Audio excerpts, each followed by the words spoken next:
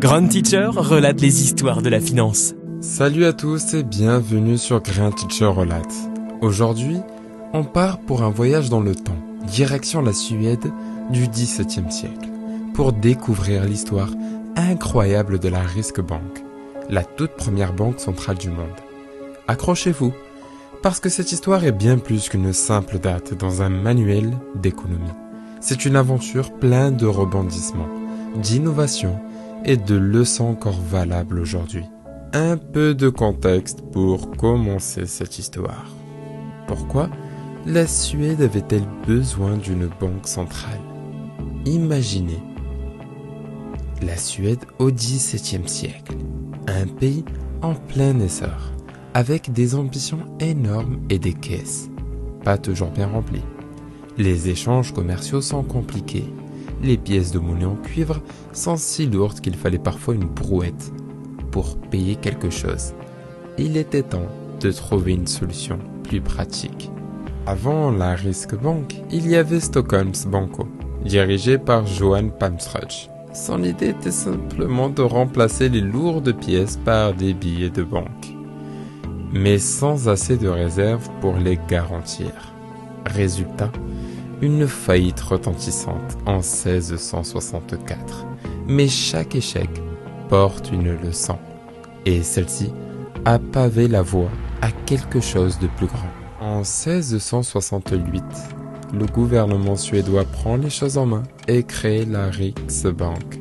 Ce n'était pas juste une autre banque, c'était une institution contrôlée par le Parlement, chargée de stabiliser l'économie et d'éviter les erreurs du passé.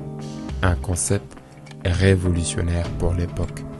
La Riksbank ne se contente pas de prêter de l'argent, elle devient le pilier de la stabilité économique. Gérer la monnaie, prêter aux commerçants et soutenir l'État. Pas de billets imprimés au départ, mais une gestion minutieuse des réserves d'or et d'argent. Du XVIIe siècle à aujourd'hui, la Riksbank a évolué. Premier billet officiel en 1701. Gestion des crises, adaptation aux nouvelles réalités économiques. Et aujourd'hui, elle est au cœur des décisions financières de la Suède, fixant les taux d'intérêt et veillant à la stabilité.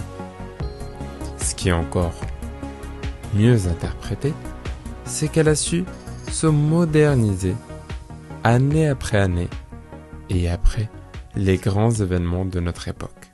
D'ailleurs, petite anecdote, vous saviez que les premiers billets étaient manuscrits?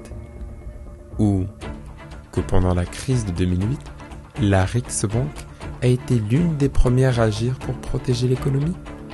Oui, cette crise, la crise des subprimes. Chaque période de crise révèle d'ailleurs son importance capitale. La Riksbank a inspiré les banques centrales du monde entier, comme la Banque d'Angleterre, qui est arrivée juste après, et la Fed américaine. Son secret, du moins ses qualités, serait représenté par une indépendance farouche, mais aussi cette recherche à stabiliser continuellement et constamment, et une capacité constante à innover, année après année, et lorsque les grands événements surviennent.